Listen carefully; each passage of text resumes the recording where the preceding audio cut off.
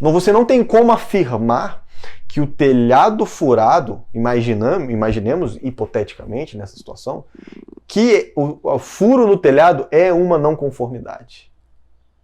Perceba que sempre partimos do princípio que existe uma falha. O prego no chão, você constatou que é uma falha, não deveria estar ali. A caixa rasgada não deveria estar ali. O telhado você já não tem certeza. Se você não sabe se é uma falha, você não tem informação suficiente para avançar. Então, é nesse exato momento que, para você, nesse momento, você chegou na sua causa raiz. E é nesse momento que você precisa ou dividir a informação com os setores responsáveis, ou tratar a informação dali até onde você é responsável. Né? A sua alçada, aquilo que você consegue fazer de fato, vai até onde você e até onde o seu setor é responsável. Então, o porquê, a quantidade de porquê, ela tem um limite. Ela pode parar no 3 até a sua responsabilidade, por exemplo. Até onde você tem a completa noção de que é uma não conformidade ou não. E aí você tem algumas ações daqui para baixo. Você pode dividir o conhecimento, pode fazer reuniões de compartilhamento ou simplesmente só tratar daqui para cima. Eu aconselho, obviamente, fazer os dois. É claro, fazer os dois.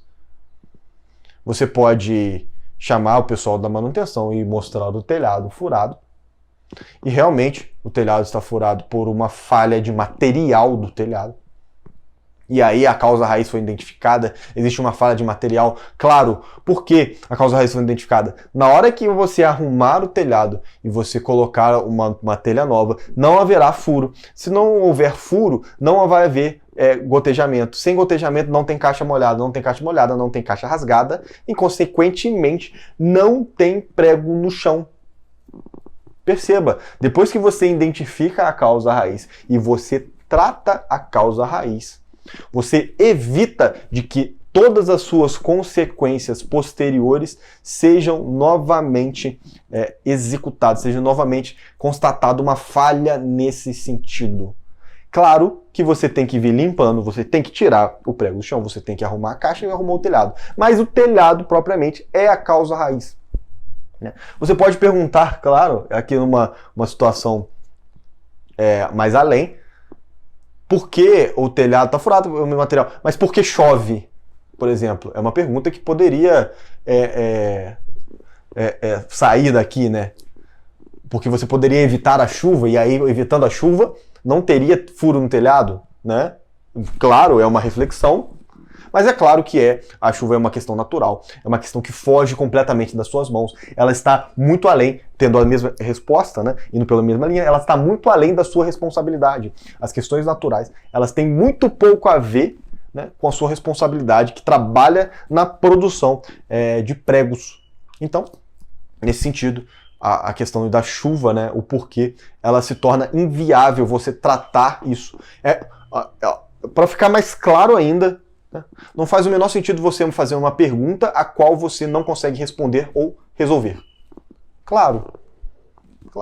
Aquilo que você não tem solução ou uma proposta, de fato, não se torna um problema, já que você não é responsável por isso. Você é responsável justamente por informar aquele que é responsável, para dividir o conhecimento. Você é completamente responsável por isso, porque você trabalha numa empresa. Você, a partir do momento que você identificou algum tipo de problema, mesmo que não seja seu, né, você se torna corresponsável.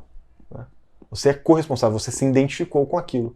Mas a responsabilidade de fazer esse tipo de análise, ela escapa às suas mãos, justamente porque existe um limite de responsabilidade do que você faz. E por quê, né? Agora, para fechar definitivamente, porque é possível que o telhado furado esteja conforme. É possível que a manutenção ela trabalhe de um jeito que só troca telhado quando fura.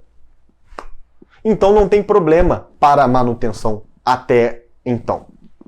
Né? Olha que bacana. Se você vai falar que o telhado está furado e é um problema e você não tem o conhecimento de fato do setor de manutenção, você pode estar se equivocando, você pode estar equivocado, você pode estar falando uma falácia, um erro de lógica, porque você não sabe qual é o padrão. E às vezes o padrão da manutenção é espera furar para trocar, espera furar para trocar. Se você concorda com isso ou não, é outro problema. É uma discussão, é uma reunião, é dividir informação. Isso é outro problema. Mas existe um padrão. O padrão é furar e trocar. Então você não pode considerar aquilo não conformidade, porque você não tem conhecimento, você não é responsável por isso. Acho que claríssimo, né? Claríssimo. Por final, aprendemos como usar isso, combinações, né? Claro, essa ferramenta pode ser combinada com outras ferramentas, né? E ela identifica a causa raiz justamente para a gente tratar a causa raiz, né?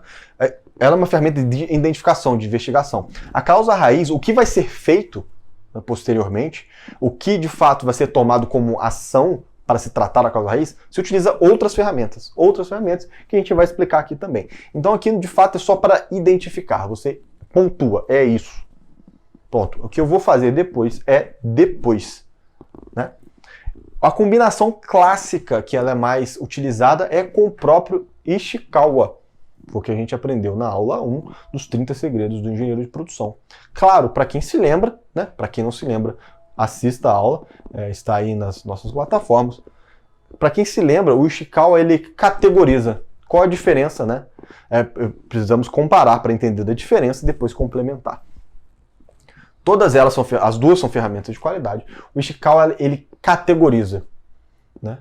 Ele faz a crítica através de caixinhas de assuntos diferentes. Então imaginemos nesse exemplo do prego, existe um processo para se fabricar prego, e esse processo, ele fala que não tem que ter prego no chão, então já é um ponto, já é categoriza, não é para ter prego no chão. Então, existe a mão de obra, você critica a mão de obra, você critica a máquina, você critica categorias, você pergunta, você reflete sobre aquela categoria, se ela poderia ter causado aquele problema, né?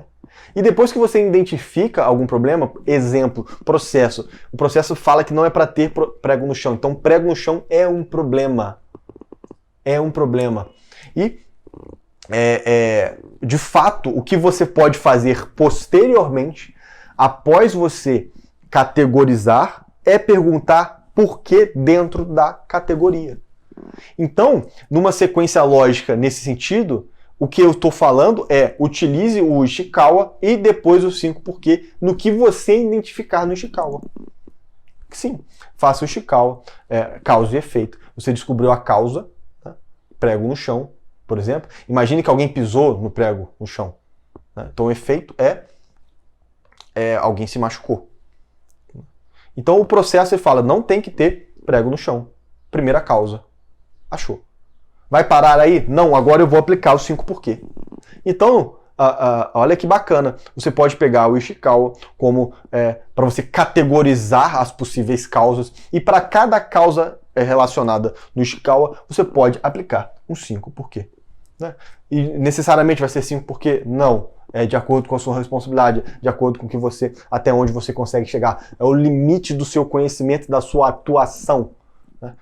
A responsabilidade, se você enxergar que pode dividir, ou fazer reuniões, ou passar para o seu gestor, ou de certa maneira informar aquele que é devido, né? Existe uma pessoa que é devida a isso, você deve fazer e tratar dali para cima. Então a combinação mais recomendável primeiro se utiliza para cada falha identificada, utilize o Ishikawa, e para cada causa identificada, utilize os 5 porquês. Até porque, né, no Ishikawa, se você tratar a falha já identificada imediatamente, muito provavelmente, né, ela não será a causa raiz. Ela será a causa superficial, de novo, que é o prego no chão. Se você tratar ela, você simplesmente vai só tirar o prego no chão e não vai arrumar o telhado. Espero que tenha gostado. Se tiver alguma dúvida, deixe o comentário aqui pra gente e acompanhe a nossa série de 30 segredos do engenheiro de produção. Até mais.